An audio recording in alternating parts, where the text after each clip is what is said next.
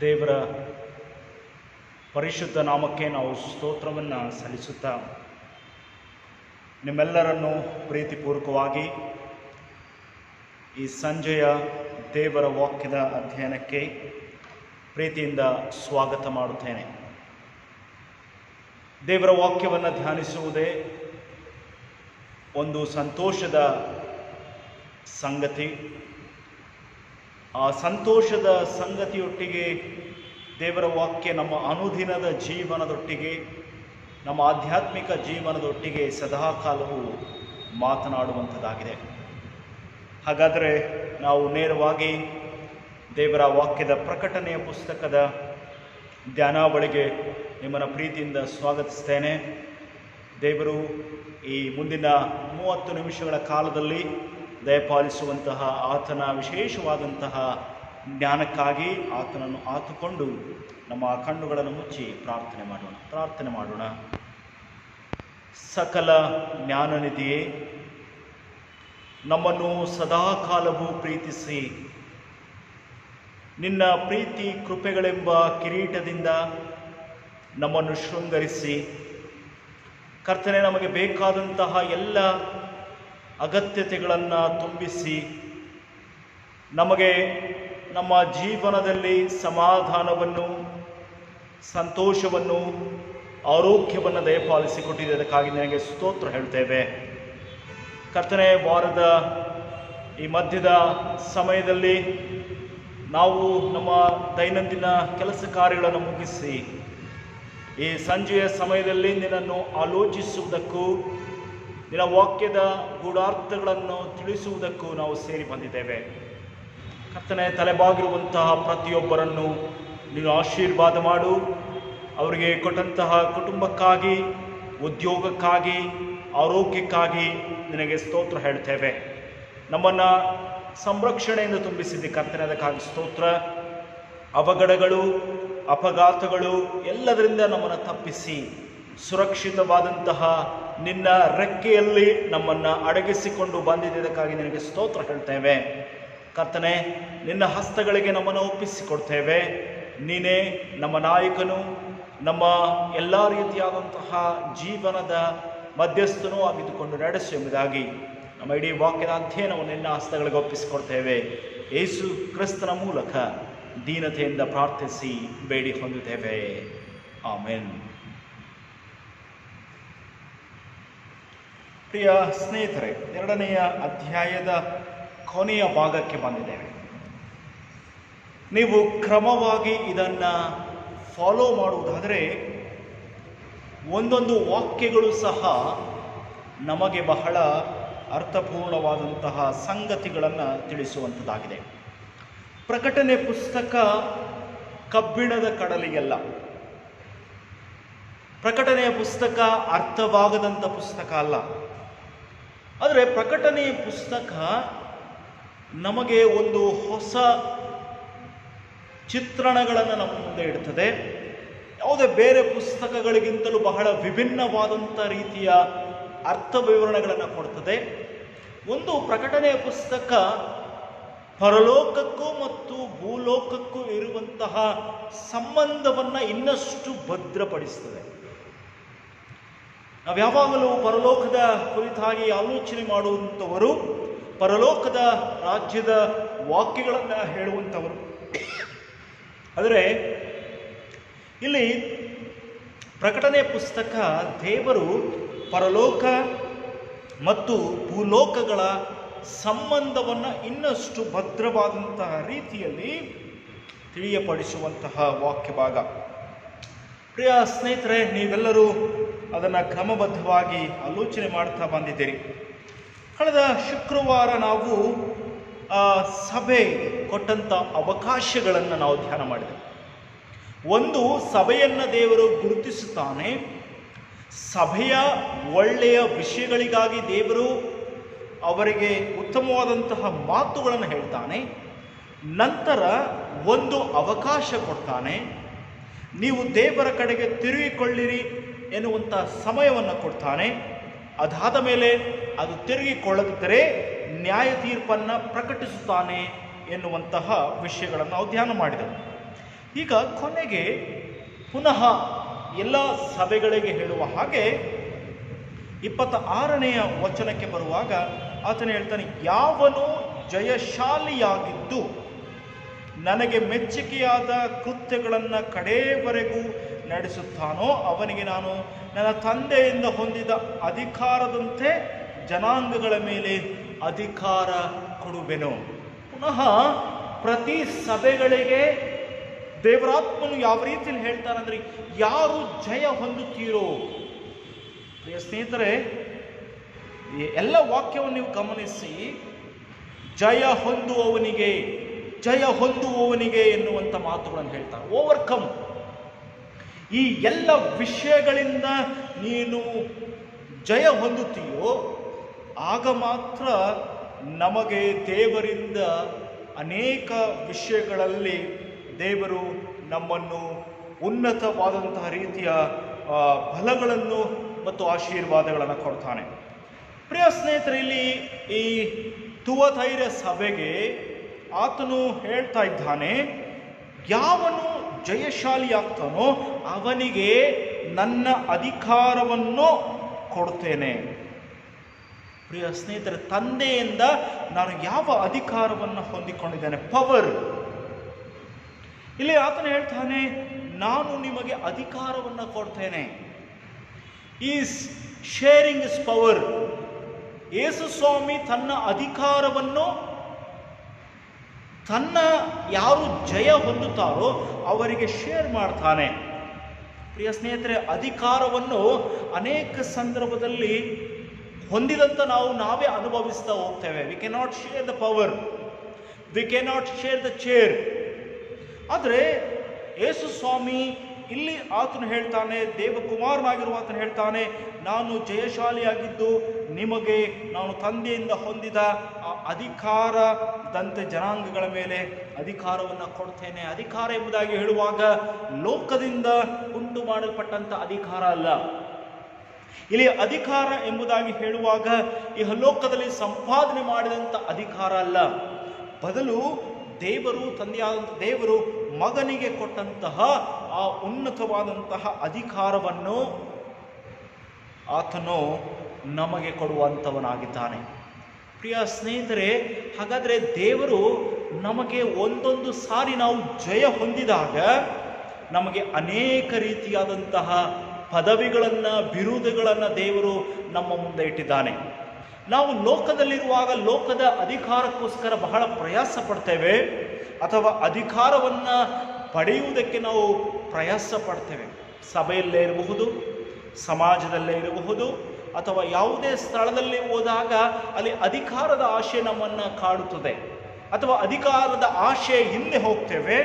ಆದರೆ ಇದು ಭೂಲೋಕದಲ್ಲಿ ಸಂಪಾದನೆ ಮಾಡುವಂಥದ್ದು ಅಧಿಕಾರ ಅಲ್ಲ, ಇದು ಪರಲೋಕದಿಂದ ಬರುವಂಥ ಅಧಿಕಾರವನ್ನು ದೇವರು ಅನುಗ್ರಹಿಸಿ ಕೊಡ್ತಾನೆ. ನನ್ನ ಪ್ರಿಯ ಸ್ನೇಹಿತರೆ, ಹಾಗಾದರೆ ತಂದೆಯಾದಂಥ ದೇವರು ತನ್ನ ಮಗನಿಗೆ ಕೊಟ್ಟಂತಹ ಆ ಅಧಿಕಾರವನ್ನು ನಾನು ನಿಮಗೆ ಕೊಡ್ತೇನೆ.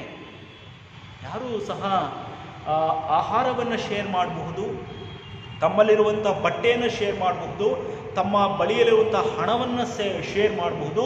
ಆದರೆ ತನ್ನಲ್ಲಿರುವಂತಹ ಅಧಿಕಾರವನ್ನು ಮತ್ತೊಬ್ಬರಿಗೆ ಕೊಡುವಂಥ ಉದಾತ್ತವಾದಂಥ ಮನಸ್ಸುಗಳನ್ನು ಯಾರೂ ಮಾಡೋದಿಲ್ಲ. ಆದರೆ ಇಲ್ಲಿ ಆತನು ಹೇಳ್ತಾನೆ, ನಾನು ಜನಾಂಗಗಳ ಮೇಲೆ ಅಧಿಕಾರವನ್ನು ನಿಮಗೆ ಕೊಡ್ತೇನೆ. ಸಭೆಗೆ ಅಧಿಕಾರ ಸಿಗ್ತದೆ. ಈಗ ನಾವು ಹೊಂದಿಕೊಂಡಿರುವಂಥ ಅಧಿಕಾರಕ್ಕೂ ಆಗ ತಂದೆಯಾದಂಥ ದೇವರು ನಮಗೆ ಕೊಡುವಂಥ ಅಧಿಕಾರಕ್ಕೂ ವ್ಯತ್ಯಾಸ ಇದೆ.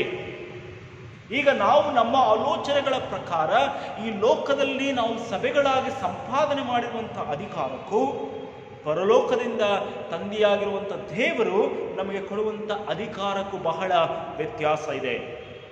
ಯೇಸು ಸ್ವಾಮಿ ತನ್ನ ಶಿಷ್ಯರಿಗೆ, ನಾನು ನಿಮಗೆ ಆ ಅಧಿಕಾರ ಕೊಡ್ತೇನೆ, ನೀವು ಸುವಾರ್ತೆಯನ್ನು ಸಾರ್ರಿ, ಅದ್ಭುತ ಕೃತ್ಯಗಳನ್ನು ಮಾಡಿರಿ, ಬಿಡುಗಡೆ ಕಾರ್ಯವನ್ನು ಮಾಡಿರಿ ಎನ್ನುವಂಥ ಅಧಿಕಾರವನ್ನು ಕೊಡ್ತಾನೆ. ಇಲ್ಲಿ ಅಧಿಕಾರ ಎಂಬುದಾಗಿ ಹೇಳುವಾಗ it is A service, it is A service, ಅದೊಂದು ಸೇವೆ. ಪ್ರಿಯ ಸಹೋದರ ಸಹೋದರಿಯರೇ, ಅಧಿಕಾರದ ಕುರಿತಾಗಿ ನಾವು ಅನೇಕ ಸಾರಿ ಆಲೋಚನೆ ಮಾಡುವಾಗ ಅಧಿಕಾರ ಎಂಬುದಾಗಿ ಹೇಳುವಾಗ ದರ್ಪ, ಅಧಿಕಾರ ಎಂಬುದಾಗಿ ಹೇಳುವಾಗ ನಾವು ದರ್ಪದಿಂದ ವರ್ತಿಸುವಂಥದ್ದು. ಅಧಿಕಾರ ಎಂಬುದಾಗಿ ಹೇಳುವಾಗ ದೊಡ್ಡದಾದಂಥ ರೀತಿಯ ವೈಭವದ ಜೀವನವನ್ನು ನಡೆಸುವಂಥದ್ದು. ಅಧಿಕಾರದಿಂದ ಎಂಬುದಾಗಿ ಹೇಳುವಾಗ ನಾನು ನನ್ನ ಮನಸ್ಸಿಗೆ ಬಂದ ರೀತಿಯಲ್ಲಿ ಮಾಡುವಂಥದ್ದು ಎನ್ನುವಂಥ ಆಲೋಚನೆಗಳು ಲೋಕದಲ್ಲಿದೆ. ಆದರೆ ಆ ಅಧಿಕಾರವನ್ನು ನಿನಗೆ ಕೊಡೋದಿಲ್ಲ. ನಾನು ಪರಲೋಕದಿಂದ ಬರ್ತೇನೆ, ಪರಲೋಕದಿಂದ ನಿನಗೆ ತಂದೆಯಿಂದ ಹೊಂದಿದ ಅಧಿಕಾರದಂತೆ ಜನಾಂಗಗಳ ಮೇಲೆ ನಿನಗೆ ಅಧಿಕಾರ ಕೊಡ್ತೇನೆ. ಆದರೆ ಕ್ರೈಸ್ತ ಸಭೆ ಇವತ್ತು ಅಧಿಕಾರದಿಂದ ಜನಾಂಗಗಳ ಮೇಲೆ ಅಧಿಕಾರ ಮಾಡುವುದಕ್ಕಲ್ಲ ಇರೋದು, ಸೇವೆಯ ಅಧಿಕಾರವನ್ನು ಮಾಡಬೇಕಾಗ್ತದೆ. ನನ್ನ ಆತ್ಮೀಯ ಸಹೋದರ ಸಹೋದರಿ, ಹಾಗಾದರೆ ಸಭೆ ಎಷ್ಟು ಜವಾಬ್ದಾರಿಗಳನ್ನು ಹೊಂದಿಕೊಂಡಿದೆ? ಹಾಗಾದರೆ ವಾಟ್ ಈಸ್ ಅವರ್ ರೆಸ್ಪಾನ್ಸಿಬಿಲಿಟಿ? ನನ್ನ ಜವಾಬ್ದಾರಿಕೆ ಏನು? ಸಭೆಯಾಗಿ ನನ್ನ ಜವಾಬ್ದಾರಿ ಗುರುತುಗಳೇನು? ಪ್ರಿಯ ಸ್ನೇಹಿತರ, ಪ್ರಕಟಣೆಯ ಪುಸ್ತಕವನ್ನು ಓದಿದ ತಕ್ಷಣ ನಮಗೆ ಸಭೆಯ ಆಲೋಚನೆಗಳೇ ಬದಲಾಗಬೇಕು. ಕೇವಲ ಪ್ರಕಟಣೆ ಪುಸ್ತಕವನ್ನು ನಾವು ಕಲಿಯುವಂತಹ ಒಂದು ಪ್ರಕ್ರಿಯೆಗೆ ನಾವು ಸಿದ್ಧವಾಗದೆ ಬದಲಾವಣೆಯ ಪ್ರಕ್ರಿಯೆಗೆ ನಾವು ಮುಂದೆ ಹೋಗಬೇಕಾಗಿದೆ. ಈ ಬದಲಾವಣೆಯ ಪ್ರಕ್ರಿಯೆಯ ಮುಂದುವರಿದೆ. ಯಾಕಂದರೆ ಪ್ರಕಟಣೆ ಪುಸ್ತಕ ನಮಗೆ ರಿಯಾಲಿಟಿಗಳನ್ನು ಹೇಳ್ತಾ ಇದೆ. ಯಾವುದೋ ಮುಂದೆ ಆಗುವಂತಹ ಘಟನೆಗಳೊಟ್ಟಿಗೆ ಹಿಂದೆ ಆಗಿರುವಂಥ ಘಟನೆ, ಈಗ ಆಗಬೇಕಾದಂಥ ಘಟನೆ, ಈ ಘಟನೆಗಳನ್ನು ನಮಗೆ ವಿವರಿಸುವಂಥದ್ದಾಗಿದೆ. ಪ್ರೀತಿಯ ಸಹೋದರ ಸಹೋದರಿಯರೇ, ಆದರೆ ನಾವು ಪ್ರಕಟಣೆಯ ಪುಸ್ತಕವನ್ನು ಓದುವಾಗ ಯಾವ ದೃಷ್ಟಿಕೋನದಿಂದ ನಾವು ಪ್ರಕಟಣೆಯ ಪುಸ್ತಕವನ್ನು ಓದ್ತೇವೆ? ಅಥವಾ ಪ್ರಕಟಣೆ ಪುಸ್ತಕದ ಆ ಸಭೆಗಳ ಚಿತ್ರಣಗಳನ್ನು ನಾವು ಒಂದೊಂದೇ ಸಭೆಯ ಚಿತ್ರಣವನ್ನು ಆಲೋಚನೆ ಮಾಡೋಣ. ನಾನು ಸಭೆಗೆ ಅಧಿಕಾರ ಕೊಡ್ತೇನೆ. ಆ ಅಧಿಕಾರ ಸೇವೆಯ ಅಧಿಕಾರ, ಅಧಿಕಾರ ಮತ್ತೊಬ್ಬರ ಪಾದಗಳನ್ನು ತೊಳೆಯುವಂತಹ ಅಧಿಕಾರ, ಅಧಿಕಾರ ಮತ್ತೊಬ್ಬರನ್ನು ವಿಮೋಚನೆ ಮಾಡುವಂಥ ಅಧಿಕಾರ, ಅಧಿಕಾರ ಮತ್ತೊಬ್ಬರ ಜೀವನದಲ್ಲಿ ಸಭೆ ಮಹತ್ಕಾರ್ಯಗಳನ್ನು ಮಾಡುವಂತಹ ಅಧಿಕಾರವನ್ನು ನಾನು ನಿಮಗೆ ಕೊಡ್ತೇನೆ ಎನ್ನುವಂಥ ಮಾತುಗಳನ್ನು ಯಾವಾಗ ನಾವು ಇದನ್ನು ಜಯಿಸುತ್ತೇವೋ, ಈ ಎಲ್ಲ ರೀತಿಯಾದಂತಹ ಓವರ್ಕಮ್ ಮಾಡ್ತೇವೋ, ಈ ಎಲ್ಲ ವಿಚಾರಗಳೆಲ್ಲ ಓವರ್ಕಮ್ ಮಾಡುವಾಗ ಇದು ನಮಗೆ ದೊರಕುತ್ತದೆ ಎಂಬುದಾಗಿ ಹೇಳ್ತಾನೆ. ಪ್ರಿಯ ಸಹೋದರ ಸಹೋದರಿಯರೇ, ಈ ಲೈನನ್ನು ನೀವು ಅಂಡರ್ಲೈನ್ ಮಾಡಿಕೊಳ್ಳಿ. 26ನೇ ವಚನದ ಎಲ್ಲ ಭಾಗಗಳಲ್ಲಿ ಗಮನಿಸಿ. ಯಾವನು ಜಯಶಾಲಿಯಾಗಿದ್ದು, ಪ್ರಿಯ ಸ್ನೇಹಜನರೇ, ಆತನು ಹೇಳ್ತಾನೆ, ಎಫೆಸ ಸಭೆಗೂ ಅದೇ ಮಾತುಗಳನ್ನು ಹೇಳ್ತಾನೆ.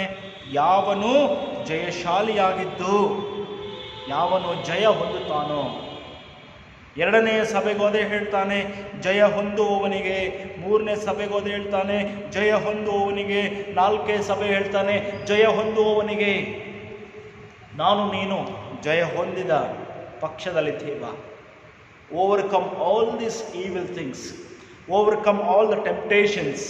ಈ ಎಲ್ಲ ಟೆಂಪ್ಟೇಷನ್ಸ್, ಈವಿಲ್ಸ್ಗಳಿಂದ ನಾವು ಮುಂದೆ ಹೋಗುವಾಗ ಆತನು ಹೇಳ್ತಾನೆ, ಜಯ ಹೊಂದಿದವನಿಗೆ ನಾನು ಅಧಿಕಾರ ಕೊಡ್ತೇನೆ.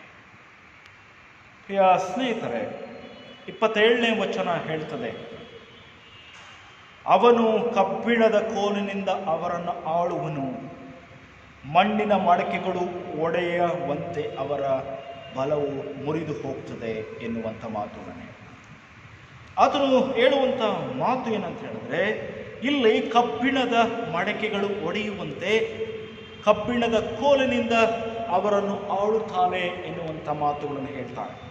ಇಲ್ಲಿ ಕಬ್ಬಿಣದ ಕೋಲುಗಳು ಎಂಬುದಾಗಿ ಹೇಳುವಾಗ ಅದು ಮಣ್ಣಿನ ಮಡಕೆಗಳು ಒಡೆಯುವಂತೆ ಅವರ ಬಲ ಮುರಿದು ಹೋಗ್ತದೆ ಎನ್ನುವಂತಹ ಮಾತುಗಳನ್ನು ಹೇಳುವಂಥವನಾಗಿದ್ದಾನೆ. ಹಾಗಾದರೆ ನನ್ನ ಪ್ರಿಯ ಸಹೋದರ ಸಹೋದರಿಯರೇ, ಇಲ್ಲಿ ಆತನು ಕಬ್ಬಿಣದ ಕೋಲಿನಿಂದ ಅವರನ್ನು ಆಳ್ತಾನೆ. ಒಂದು ಸಾರಿ ಅಧಿಕಾರವನ್ನು ನಿನಗೆ ಕೊಡ್ತೇನೆ, ಅದು ಸೇವೆಯ ಅಧಿಕಾರವನ್ನು ದೇವರು ಕೊಡ್ತಾನೆ. ಅದು ಮಾತ್ರವಲ್ಲದೆ ಮಣ್ಣಿನ ಮಡಕೆಗಳು ಅಥವಾ ಕಬ್ಬಿಣದ ಕೋಲಿನಿಂದ ಅವರನ್ನು ಆಳುವನು ಎನ್ನುವಂಥ ಮಾತು. ಯಾಕೆ ಇದನ್ನು ಹೇಳ್ತಾನೆ ಎಂಬುದಾಗಿ ಹೇಳುವಾಗ, ಪ್ರತಿಯೊಂದು ಒಂದು ಏಜ್ ಬರುವ ಹಾಗೆ ಒಂದು ಅನೇಕ ಯುಗಗಳನ್ನು ನೀವು ಗಮನಿಸ್ಬೋದು. ಯುಗ ಅಥವಾ ಮಣ್ಣಿನ ಯುಗ, ತಾಮ್ರದ ಯುಗ, ಕಬ್ಬಿಣದ ಯುಗ, ಚಿನ್ನದ ಯುಗ, ಹೀಗೆ ಒಂದೊಂದು ಏಜ್ ನಮ್ಮ ಭೂಮಿಯಲ್ಲಿ ಬದಲಾವಣೆಗಳನ್ನು ನಾವು ನೋಡ್ತೇವೆ. ಈ ಅಧಿಕಾರ ಬರುವಂಥ ಸಂದರ್ಭದಲ್ಲಿ ಸಭೆ ಅದು ನೀನು ಹಿಂಸೆಯನ್ನು ಹೊಂದುತ್ತಾ ಇದ್ದೀಯ. ಈಗ ಹಿಂಸೆಯಲ್ಲಿದ್ದರೂ ಸಹ ಆ ಹಿಂಸೆಯಿಂದ ನೀನು ಹೊರಬಂದು ಅವರನ್ನು ನೀನು ಆಳ್ವಿಕೆ ಮಾಡುವಂತಹ ಸಮಯ ನಿನಗೆ ಮುಂದೆ ದೊರಕುತ್ತದೆ ಎನ್ನುವಂಥ ಮಾತುಗಳನ್ನು ಹೇಳುವಂಥ, ಒಂದು ಕಡೆ ಲೋಕದಲ್ಲಿರುವಂತಹ ಬಲ ಅದು ಮಣ್ಣಿನ ಮಡಿಕೆಗಳಿಗೆ ಹೋಲಿಸ್ತಾನೆ. ಈ ಮಣ್ಣಿನ ಮಡಕೆಗಳನ್ನು ನೀವು ಗಮನಿಸುವುದಾದರೆ, ಒಂದು ಸಣ್ಣದಾದಂತಹ ಕಲ್ಲನ್ನು ನೀವು ಇಟ್ಟರೆ ಆ ಮಡಿಕೆಗಳು ಬೇಗ ಒಡೆದು ಹೋಗ್ತವೆ. ರೀತಿಯಲ್ಲಿ ಅವರ ಬಲ ಮುರಿದು ಹೋಗುತ್ತದೆ ಎನ್ನುವಂತಹ ಮಾತುಗಳನ್ನು ಹೇಳುವಂಥವನಾಗಿದ್ದಾನೆ. ಹಾಗಾದರೆ ನನ್ನ ಪ್ರಿಯ ಸಹೋದರ ಸಹೋದರಿಯರೇ, ಒಂದು ಕಡೆ ನಿನಗೆ ಅಧಿಕಾರ ಸಿಗ್ತದೆ, ಅದು ಮಾತ್ರವಲ್ಲದೆ ನೀನು ಆಳ್ವಿಕೆಯನ್ನು ನಡೆಸ್ತಾ ಇದ್ದಿ, ಆಳ್ವಿಕೆ ಆಳ್ತೀರಾ. ಅದು ಮಾತ್ರ ಅಲ್ಲದೆ ನೀನು ಅವರ ಬಲವನ್ನು ಯಾವ ರೀತಿಯಲ್ಲಿ ಒಂದು ಮಣ್ಣಿನ ಮಡಕೆಗಳು ಒಡೆಯುತ್ತದೋ ಆ ರೀತಿಯಲ್ಲಿ ನಿನ್ನ ಬಲ, ಅವರ ಬಲ ಮುರಿದು ಹೋಗ್ತದೆ. ಪ್ರಿಯ ಸ್ನೇಹಿತರೆ, ಸಭೆಯಾಗಿ ಯಾವಾಗ ನೀನು ಹಿಂಸೆಯಲ್ಲಿದ್ದಿ, ತೊಂದರೆಯಲ್ಲಿದ್ದಿ, ನಿನಗೆ ಮುಂದೆ ಒಳ್ಳೆಯ ಉತ್ತಮ ಕಾಲಗಳು ಬರ್ತದೆ. ಆ ಉತ್ತಮ ಕಾಲಗಳು ಬರುವಾಗ ನೀನು ಏನೇ ಮಾಡಿದರೂ ನಿನ್ನ ಮುಂದೆ ಯಾವುದೇ ವೈರಿಗಳು ನಿಲ್ಲೋದಿಲ್ಲ, ಅವರ ಬಲಕ್ಕೆ ಯಾವುದೇ ರೀತಿಯಾದಂಥ ಶಕ್ತಿ ಇಲ್ಲ ಎನ್ನುವಂತಹ ಮಾತುಗಳನ್ನು ಇಲ್ಲಿ ದೇವರಾತ್ಮನು ಹೇಳುವಂಥವನಾಗಿದ್ದಾನೆ. ಹಾಗಾದರೆ ಆಗಿನ ಪ್ರಕಟಣೆಯ ಪುಸ್ತಕದ ಸಭೆ ಅದು ತೊಂದರೆ ಮತ್ತು ಹಿಂಸೆಯಲ್ಲಿದ್ದಂಥ ಸಂದರ್ಭದಲ್ಲಿ ದೇವರು ಅವರಿಗೆ ಇಂತಹ ಮಾತುಗಳನ್ನು ಹೇಳಿ ಅವರ ಜೀವನದಲ್ಲಿ ಮುಂದೆ ಹೊಸ ಯುಗಗಳು ಪ್ರಾರಂಭವಾಗ್ತವೆ, ಹೊಸದಾದಂತಹ ಜೀವನ ಪ್ರಾರಂಭವಾಗ್ತದೆ, ನೀವು ನಿಮ್ಮನ್ನು ಆಳುವಂಥವರ ಮೇಲೆ ನೀವು ಆಳ್ವಿಕೆ ನಡೆಸ್ತೀರಿ ಎನ್ನುವಂತಹ ಮಾತುಗಳನ್ನು ಹೇಳುವಂಥವನಾಗಿದ್ದಾನೆ. ಹಾಗಾದರೆ ನನ್ನ ಪ್ರಿಯ ಸ್ನೇಹಿತರೆ, ಕ್ರೈಸ್ತ ಜೀವನ ಯಾವಾಗಲೂ ಒಂದು ರೀತಿಯಲ್ಲಿ ಗಿಡದೋಪಾದಿಯಲ್ಲಿ ಗೋಧಿಯ ಜೀವನ, ಅದು ಯಾವಾಗಲೂ ಬಿತ್ತಲ್ಪಡ್ತದೆ, ಅದರ ನಶಿಸಿ ಹೋಗ್ತದೆ, ಹೊಸದಾಗಿ ಹುಟ್ಟುವಂತಹ ಜೀವನವಾಗಿ ಬೆಳೆದು ಅನೇಕರಿಗೆ ಅದು ಜೀವವನ್ನು ಕೊಡುವಂತಹ ಬಲವಾಗಿ ಇರುವಂಥದ್ದಾಗಿದೆ. ಅದನ್ನು ದೇವರು ಇಲ್ಲಿ ಹೇಳ್ತಿದ್ದಾನೆ. ಇನ್ನು ಮೂರನೇದಾಗಿ ಹೇಳುವಾಗ ಆತನು ಹೇಳ್ತಾನೆ, ನಾನು ನಿನಗೆ ಉದಯ ಸೂಚಕ ನಕ್ಷತ್ರವನ್ನು ನಿನಗೆ ಕೊಡ್ತೇನೆ.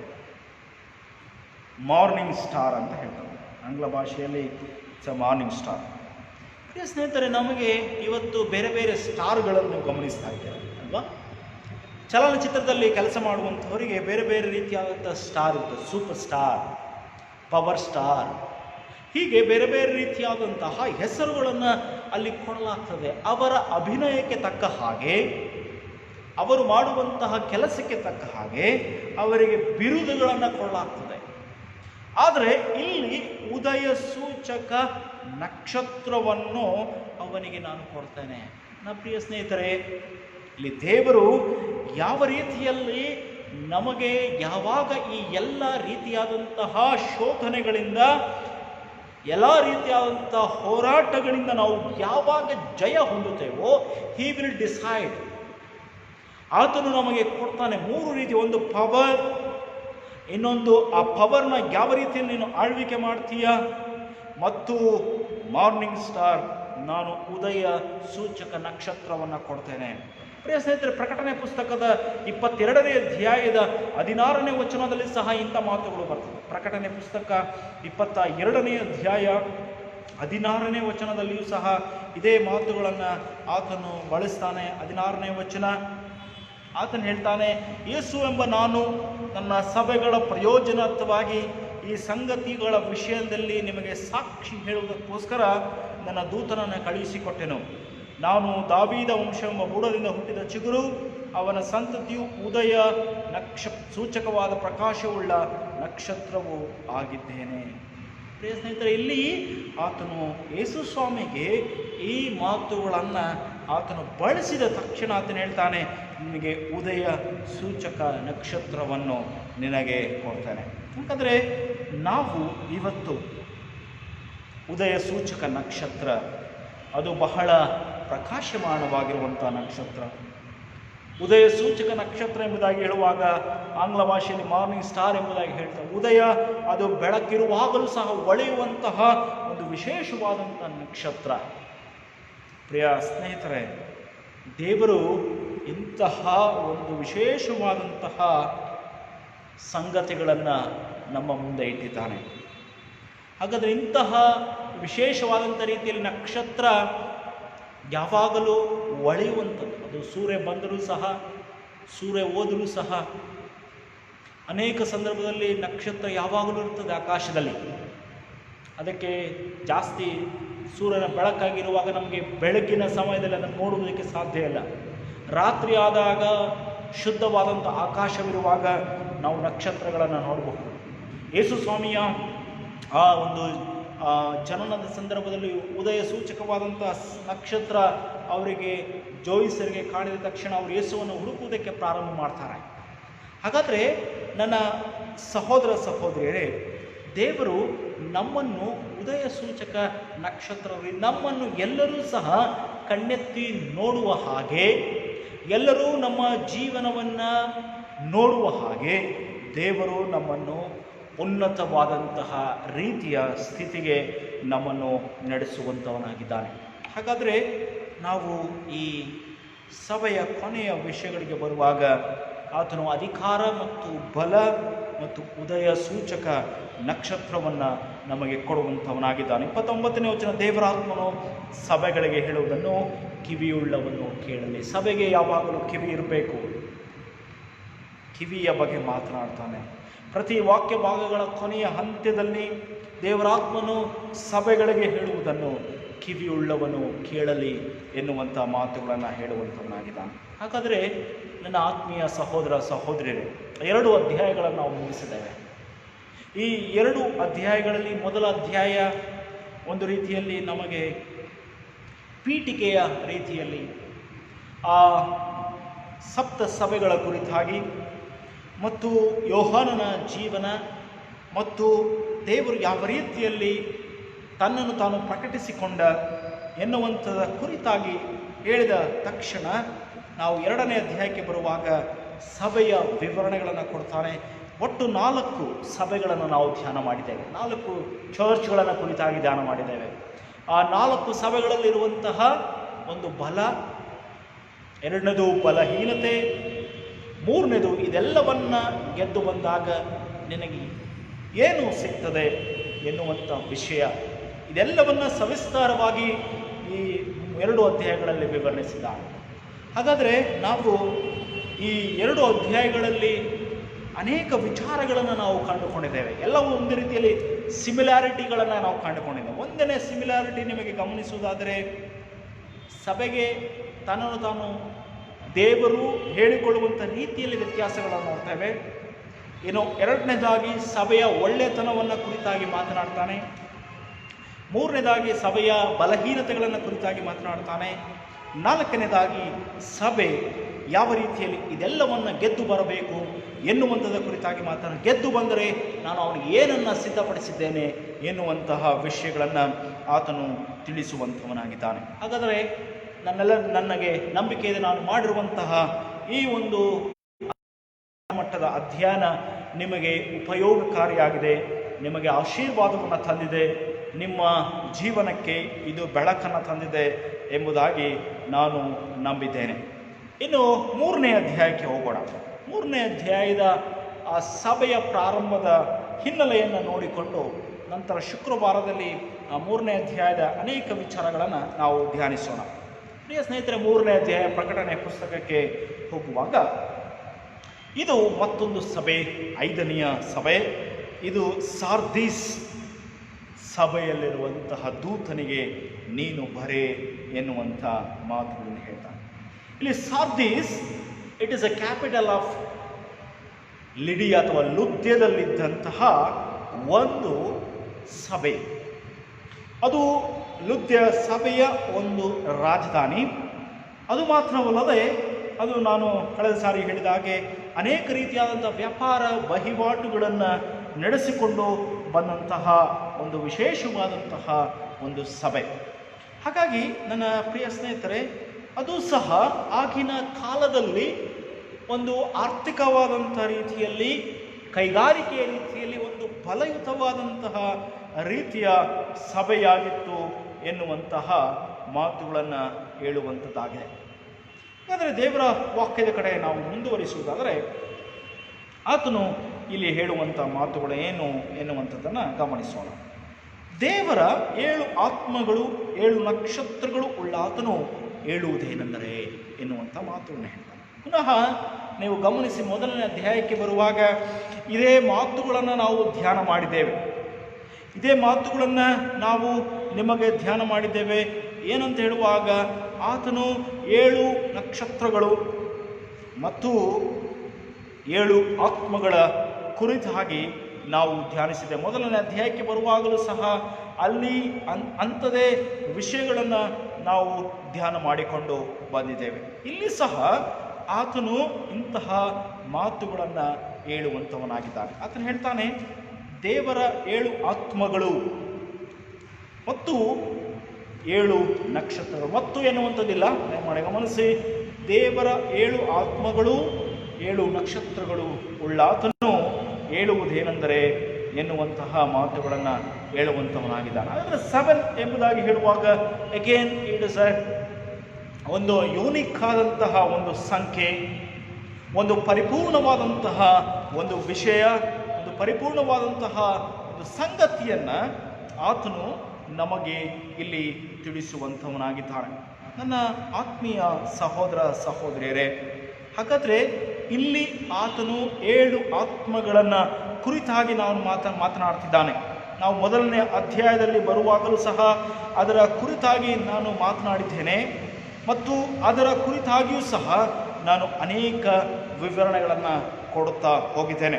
ಇಲ್ಲಿ ದೇವರ 7 ಆತ್ಮಗಳು ಮತ್ತು 7 ನಕ್ಷತ್ರಗಳು ಆತನು ಹೇಳುವುದೇನೆಂದರೆ ಎನ್ನುವಂಥ ಮಾತುಗಳನ್ನು ಹೇಳ್ತಾನೆ. ಆತನು ಹೇಳ್ತಾನೆ, ನಿನ್ನ ಕೃತ್ಯಗಳನ್ನು ಬಲ್ಲೆನು, ಜೀವಿಸುವವನು ಎಂದು ಹೆಸರು ನಿನಗಿದ್ದರೂ ಸತ್ತವನಾಗಿದ್ದಿ ಎಂಬುದನ್ನು ಬಲ್ಲೆನು. ಪ್ರಿಯ ಸಹೋದರ ಸಹೋದರಿಯರು, ಇಲ್ಲಿ ದೇವರು ಒಂದು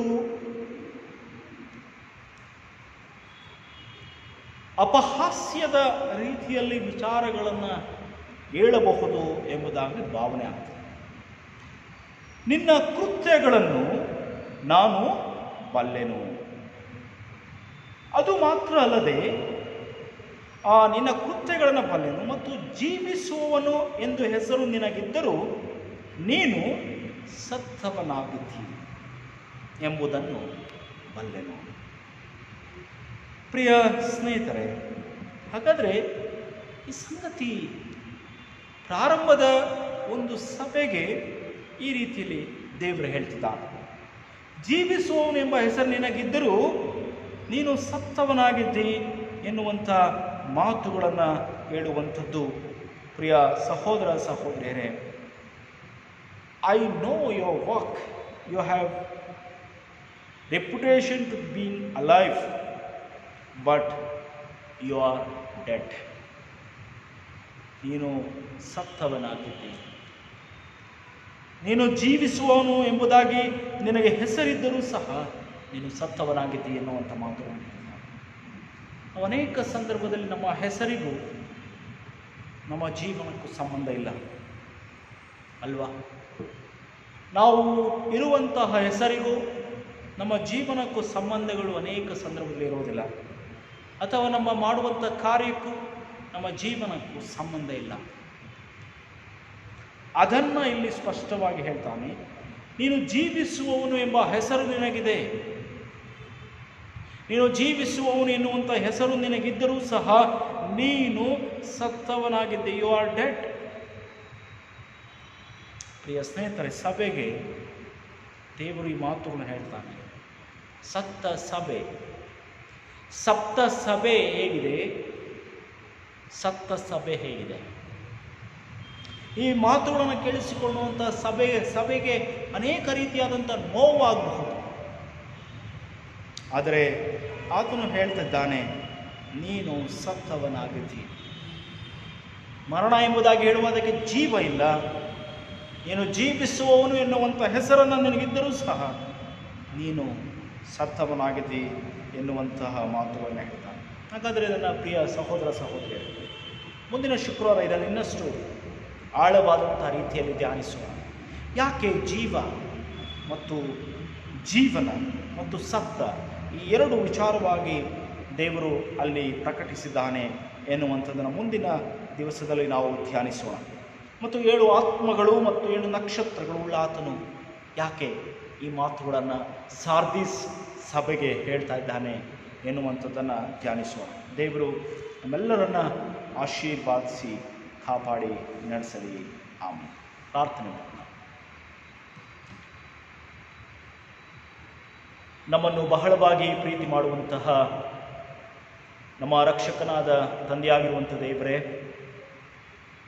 ಈಗ ಕರ್ತನೆ ನೀನು ಕೊಟ್ಟಂಥ ವಾಕ್ಯದ ದರ್ಶನಕ್ಕಾಗಿ, ವಾಕ್ಯದ ಎಚ್ಚರಿಕೆಗಾಗಿ ನನಗೆ ಸ್ತೋತ್ರವನ್ನು ಹೇಳ್ತೇವೆ ಸ್ವಾಮಿ. ನಾವು ಜೀವಿಸುವಂಥವರಾಗಿದ್ದರು ಎನ್ನುವಂಥ ಹೆಸರಿದ್ದರೂ ಅನೇಕ ಸಂದರ್ಭದಲ್ಲಿ ನಾವು ಸತ್ತಂಥ ಸ್ಥಿತಿಯಲ್ಲಿ ಇರುವಂಥವರಾಗಿರುತ್ತೇವೆ ಸ್ವಾಮಿ. ನಮ್ಮ ಜೀವನಕ್ಕೂ ನಮ್ಮ ಹೆಸರಿಗೂ, ನಾವು ಮಾಡುವಂಥ ಕಾರ್ಯಕ್ಕೂ ನಮ್ಮ ಜೀವನಕ್ಕೂ ವ್ಯತ್ಯಾಸವಿಲ್ಲದಂತಹ ಸ್ಥಿತಿಯಲ್ಲಿ ನಾವು ಬದುಕುತ್ತೇವೆ ಕರ್ತನೆ. ನಿನ್ನ ಬಲ, ನಿನ್ನ ಆಶೀರ್ವಾದವನ್ನು ಈ ಸಂದರ್ಭದಲ್ಲಿ ನಾವು ಕೋರುತ್ತೇವೆ. ನೀನೇ ನಮಗೆ ನಿನ್ನ ಮಾರ್ಗದರ್ಶನದ ಪಾಲಿಸಿಕೊಟ್ಟು ನಡೆಸು. ಕೊಟ್ಟಂಥ ವಾಕ್ಯದ ಸಂದೇಶಕ್ಕಾಗಿ ನಿನಗೆ ಸ್ತೋತ್ರ ಹೇಳ್ತೇವೆ ಕರ್ತನೆ. ಈ ರಾತ್ರಿ ಕೂಡ ನಮ್ಮ ಸಂಗಡ ಇರು, ನಮ್ಮೆಲ್ಲರಿಗೆ ಒಳ್ಳೆಯ ವಿಶ್ರಾಂತಿ, ನಿದ್ರೆ ದಯಪಾಲಿಸು ಸ್ವಾಮಿ. ನಮ್ಮನ್ನು ಇದನ್ನು ನೋಡ್ತಿರುವಂಥ ಪ್ರತಿಯೊಬ್ಬರು ನಿನ್ನ ಹಸ್ತಗಳಿಗೆ ಒಪ್ಪಿಸಿಕೊಳ್ತೇವೆ. ಯೇಸು ಕ್ರಿಸ್ತನ ಮೂಲಕ ದೀನತೆಯಿಂದ ಪ್ರಾರ್ಥಿಸಿ ಬೇಡಿ ಹೊಂದುತ್ತೇವೆ. ಆಮೆನ್. ದೇವರ ಆಶೀರ್ವಾದವನ್ನು ಹೊಂದಿಕೊಳ್ಳ್ರಿ. ನಮ್ಮ ಕರ್ತನಾದ ಯೇಸು ಕ್ರಿಸ್ತನ ಕೃಪೆ, ತಂದೆಯಾದ ದೇವರ ಪ್ರೀತಿ, ಪವಿತ್ರಾತ್ಮನ ಅನ್ಯೋನ್ಯತೆ ನಿಮ್ಮೆಲ್ಲರ ಸಂಗಡ ಸದಾ ಕಾಲವೂ ನೆಲೆಗೊಂಡಿರಲಿ.